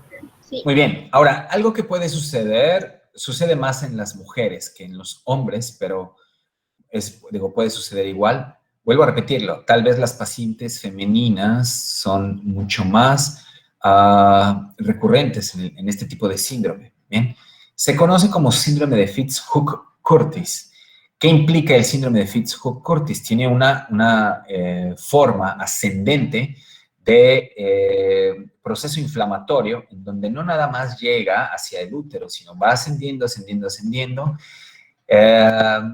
Y la principal vía es desde la trompa de falopio hacia el hígado. Entonces, se forma algo que se conoce como perihepatitis aguda o síndrome de Fitz-Hugh-Curtis y es provocado por Clamidia trachomatis y por Neisseria gonorrea. ¿Bien? O sea, asciende tanto la bacteria que infecta la cápsula del hígado, infecta también al peritoneo, se va generando un dolor en el hipocondrio derecho considerable, que los pacientes, créanlo, también se quejan mucho de dolor y aquí habría que primero descartar, por ejemplo, enfermedades de la vesícula y de la vía biliar. Lo mínimo que podríamos hacerle en este tipo de pacientes es un ultrasonido. Y como es más frecuente, eso sí, o sea, muchísimo más frecuente el hecho de tener una colelitiasis crónica, pues por eso está totalmente indicado el solicitarle a los pacientes un ultrasonido. Y bueno, si se asocia entonces con secreciones purulentas o mal tratamiento o mal apego al tratamiento, entonces podríamos nosotros solicitar una cirugía exploratoria con endoscopía, ¿no? Que de hecho es el tratamiento más efectivo para diagnosticar y para dar curación en el mismo punto, que es algo muy bueno. ¿Bien? Entonces, los pacientes, aparte del dolor, pueden presentar náusea, vómito y generan algo que se conoce como fricción en el margen costal. Esa fricción, sobre todo en el momento en el que el paciente tiene una inspiración forzada, si nosotros colocamos a nivel abdominal el estetoscopio, se escucha precisamente ese roce, ¿sí? Se escucha como si algo rozara, ¿sí? Entonces, eso es altamente frecuente con el síndrome de Fitz-Hugh-Curtis. Ahora, y esto también es importante, si yo tengo una perihepatitis aguda, es más común tenerlo con Clamidia trachomatis que con Neisseria gonorrea, pero las dos son las principales responsables, ¿sí? Tiene que quedar claro, si yo veo uno, lo primeritito es Clamidia. Ahora, ¿qué porcentaje existe de asociación de pacientes que tienen Clamidia y que a su vez también tienen gonorrea? Un montón, como un 40% de los pacientes, ¿sí? Les daré tal vez la cifra cuando veamos Clamidia, pero es más o menos alrededor del 40% de los pacientes. Es decir, una gran cantidad de pacientes tiene, aparte de Clamidia, gonorrea, o aparte de gonorrea, tiene Clamidia, ¿sí? Por eso vuelvo a repetir la importancia también de diagnosticar otro tipo de asociaciones de enfermedades de transmisión sexual. ¿Bien? Entonces, ¿quedó claro qué es el síndrome de Fitz-Hugh-Curtis? Ahora, al momento de que se hace ya la exploración con el endoscopio, este tipo de vertientes de adherencias que vienen desde el peritoneo hacia la cápsula hepática, se le conoce como cuerdas de violín, ¿ok? Entonces, si yo hago una laparoscopía exploradora, entonces encuentro esto se le denomina así, cuerdas de violín, y es un síndrome de Fitz-Curtis por perihepatitis aguda. ¿Quedó claro, chicos? ¿Vamos bien? Sí, doctor. Sí, doctor. Bien, todavía tengo tiempo, entonces voy a continuar. Cuando nosotros hablamos de una persona ya ahora masculina, ¿sí? Aquí, pues, por supuesto, no hay vagina, ¿no? Y no significa que no existan procesos inflamatorios. De hecho, aquí el principal síntoma se conoce como uretritis. Es la principal manifestación de la infección por gonococo en un paciente masculino. ¿Bien? Y, por supuesto, como lo están viendo en la imagen, el paciente va a llegar... Vaya, yo les puedo decir que los pacientes masculinos, sobre todo en cualquier término, no nada más hablamos de enfermedades de transmisión sexual, en todos los términos son los más necios. Y yo me incluí en algún punto de esa necedad cuando tuve apendicitis, ¿sí? Créanlo, yo decía, no, sí lo puedo controlar, bla, bla, bla. No, hombre, ¿cuál? Entonces, llegan a los médicos de una forma muy tardía o cuando ya la sintomatología es más aguda de lo que debería ser, ¿no? Ya les preocupa. Entonces, estos pacientes, les puedo decir que la gran mayoría empieza con disuria. Empiezan con ese ardor al orinar, pueden también tener frecuencia urinaria, ¿sí? Y no le toman importancia. Siguen orinando y piensan que puede ser normal, o pueden ser, muchos me ha tocado que piensan que se debe a que han comido o han tenido una modificación de la dieta, y de repente pueden llegar a tener una secreción como la que están justamente ustedes viendo. Entonces, eso es una secreción purulenta. Es una secreción cerosa, amarillenta, blanquecina, y que incluso puede tener mal olor, puede ser incluso hasta profusa. Y en algunas ocasiones también, yo no lo he visto, pero algo de lo que surge, y está totalmente también descrito en la literatura, es que esa secreción se acompaña con sangre. Vuelvo a repetirles, yo no lo he visto. ¿Bien? Ni siquiera cuando estaba rotando por urología llegué a ver, o sea, el paciente tal vez me lo refería, pero yo ya no lo vi, ¿sí? Me decía, pues fíjese que aparte se acompañó con sangre. Y en este tipo de pacientes, porque eso hay que decirlo, un médico está totalmente obligado a hacer la exploración física del paciente, y algo de lo que se tiene que hacer en este tipo de pacientes se conoce como ordeña. Bien, la ordeña implica precisamente que nosotros, como si fuéramos a ordeñar una ubre, agarramos precisamente la base del pene y tratamos como si fuéramos a exprimir precisamente el cuerpo del pene con el objetivo de extraer secreción purulenta, mandarla al laboratorio, ver qué tipo de patógenos, pero eso no implica que retrasamos el tratamiento, ¿sí? Entonces, todos los pacientes deberían tener eso. Entonces, yo nunca lo vi el hecho de, al haber ordeñado a alguien, correlacionarlo con una presencia de secreción sanguínea. En todos mis casos fueron únicamente purulentos que yo llegué a ver con gonorrea o con clamidia, porque créanlo, es muy frecuente tenerlos en el hospital, ¿sí? Principal sintomatología, si a mí me lo permiten decir así, por lo menos en mi práctica clínica, muy aparte de la secreción purulenta, es la disuria, ¿sí? Paciente con disuria, y entonces ya después él primero nos manifiesta, fíjese que saqué como algo purulento, bla, bla, bla. Les he dicho que soy el responsable de los servicios de salud de una empresa, ¿no? Entonces, recuerdo muy bien uno de los chicos que iba a las plataformas, los veíamos tal vez cada mes porque tenían rotaciones de 14x14, y uno de ellos, fíjense,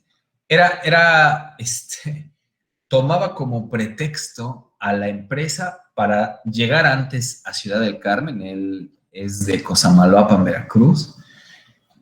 Casi me acuerdo siempre de todos los nombres de mis pacientes, se los digo de una forma sincera. Y él recuerdo que utilizaba de pretexto y le decía a su esposa, oye, fíjate que tengo que ir a la empresa porque me citaron para curso de primeros auxilios, ¿no? O me citaron ahora para certificación de andamios, ahora para curso de no sé qué. Entonces, él se iba con la amante, ¿sí? Cada vez que llegaba temprano, me refiero 2, 3 días antes. Y entonces, en una de esas, llegó conmigo, ya iba a subir, y nosotros hacíamos valoraciones y me dice, oiga, doctor, fíjese que pues tengo como una infección a nivel del pene. Entonces le dije, ¿cómo es? Entonces ya me empezó a contar, le dije, pues vamos a tener que revisarla. Sí mandamos a patología, fue gonorrea lo que se asoció en este caso, ¿sí? Pero aparte, yo le dije, tienes que llevar a cabo este tratamiento. Y aparte, tienes que llevar a cabo el tratamiento, pues, con tu pareja. Ahí fue cuando me dijo, oiga, es que no es mi pareja, no es mi esposa. Bueno, pues, ¿qué crees? Tienes que darle tratamiento a tus 2 parejas, ¿sí? O a las que tengas. Porque esto no es que se haya relacionado de una forma reciente, apenas, ¿sí? O sea, no por el hecho de que apenas tuviste una exposición sexual con esta persona con la que vienes a ver aquí, significa que ahorita te la acaba de pegar, porque el periodo de incubación, recuerden, ¿no? Unos 2 a 7 días. Entonces, ese paciente fácil debía de haber tenido por lo menos unas 2, 3 semanas con la secreción, con la disuria y probablemente una semana con la secreción purulenta. Hay algo que yo todavía no concibo, por lo menos de la población, el hecho de que si una persona presenta ese tipo de secreciones, no sé sinceramente cómo se atreven a tener actividad sexual con otro tipo de persona. ¿Ven? O sea, ¿qué debe pasar? ¿Qué tipo de calentura debe tener la persona, ya sea hombre o mujer, porque sucede en ambos casos, como para decir, pues tengo una secreción purulenta, pero no me importa. Tengo aquí a mi querer o a mi amante o como le quieran llamar, y ni modo, pues tengo que satisfacer mis necesidades sexuales. Eso es una total irresponsabilidad, ¿sí? Yo siempre he dicho que si yo fuera como, no sé, alguien que dictara políticas de salud, sería bien estricto, ¿sí? Y una de esas es otorgar métodos de planificación familiar altamente eficientes, tal vez controlar la tasa de natalidad de una forma eficiente, como lo hacen en países europeos, que aquí sería muy difícil, por supuesto, pero otra de las cosas sería, aparte de tener una educación sexual, esa educación sexual, si estuviera en mis manos, yo la empezaría a dar desde el kinder, ¿sí? O sea, es todavía absurdo que en el año 2021 nosotros tengamos, por ejemplo, que estar hablando o que estar teniendo como precauciones, porque es un léxico diferente el hablar del pene y la vagina con precaución en adolescentes de 11, 12 años. Eso es ridículo, ¿sí? O sea, nosotros tendríamos que dar esa consejería y promoción de la salud y saber explicarle a los niños desde el kinder qué es el pene y qué es la vagina y cómo es en realidad que surge un embarazo, ¿sí? Vaya, eso sería lo más efectivo que podría suceder, por ejemplo, en un país como México, que no sé por qué razón, bueno, ya eso es una realidad, las tasas de natalidad se han disminuido, ¿sí? Y contribuimos mucho nosotros generacionalmente, tanto mi generación como la de ustedes. Ahora cada vez es más difícil encontrar hombres y mujeres que quieran tener una relación marital y que aparte quieran tener hijos de forma inmediata. Yo se los digo, yo todavía no tengo hijos y no es que diga, ya quiero tener hijos, pues no. Y así mi grupo de amigos les puedo decir que tal vez una tercera parte son los únicos que tienen hijos. Y les estoy hablando de que ya tenemos 36, 37 años, ¿no? Entonces, imagínense, ya, yo recuerdo mis padres me decían, no, bueno, tu abuelita tuvo su primer hijo a los 16 años. Bueno, eso no debería suceder, ¿no? Creo yo, estamos como en diferentes épocas, nos separan, ¿qué les gusta? No sé, 40, 50 años o más, ¿no? Eso no debería suceder. Entonces, queda totalmente claro qué pasa con los hombres que tienen padecimientos con gonorrea. La principal característica es la uretritis. Ahora, si eso, recuerden, se dan sintomatologías por avance retrógrado, es decir, hacia arriba, en este caso podría llegar a tener una infección de cualquier tipo de componentes del aparato genital. Una de las más grandes consecuencias que cuando un paciente no se trata es la epididimitis, ¿sí? Y es muy frecuente que se presente de forma unilateral. Otra de las cosas que puede suceder por también el proceso inflamatorio y que no tiene un tratamiento es básicamente la estenosis uretral. Los pacientes no pueden orinar. Entonces ahí se preocupan aún más. Si no iban a la consulta, pues ahora sí van a ir. Todas las personas, créanlo, cuando les da una sintomatología aguda, ahí es cuando ya se empiezan a preocupar y entonces ahí es cuando dicen, vamos a el médico. No debería ser así, ¿no? Bueno, eso sucede. Bien. Esto también son datos de la uretritis, ¿sí? O sea, son diferentes tipos de secreciones que se dan. Ténganlo en cuenta, que nunca se les olvide. Prostatitis, cistitis y también puede existir infección rectal asociada. Sobre todo, recuerden, lo dijimos, en pacientes homosexuales, ¿sí? Entonces pueden tener la transmisión rectal o genital. En pacientes que tienen exclusivamente infección rectal, surge más el efecto de homosexualidad masculina, pero recuerden lo que muchas de las mujeres son más vulnerables porque tienen una predisposición física, anatómica muy diferente, ¿sí? Entonces, eso provoca una mayor vulnerabilidad. Pero si hacemos un conteo general, es mucho más frecuente verlo en homosexuales masculinos. Bien, eso no se les debe olvidar, ¿correcto? Esto es una epididimitis, ¿sí?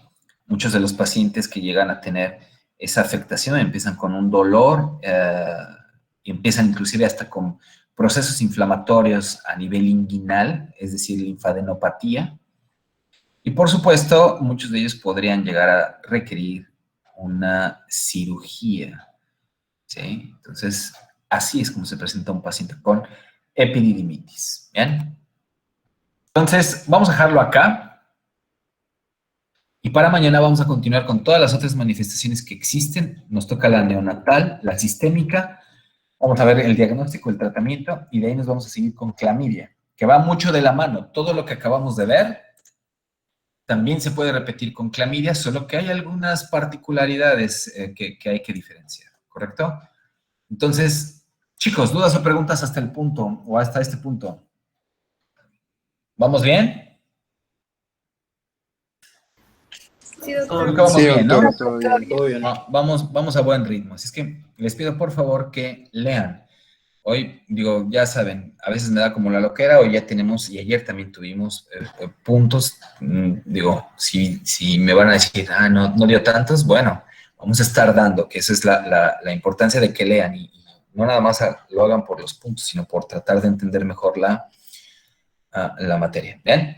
Entonces, chicos, nos vamos a ver mañana. Por favor, cuídense. Mañana es viernes. Bien. Mañana es su examen también, ¿no?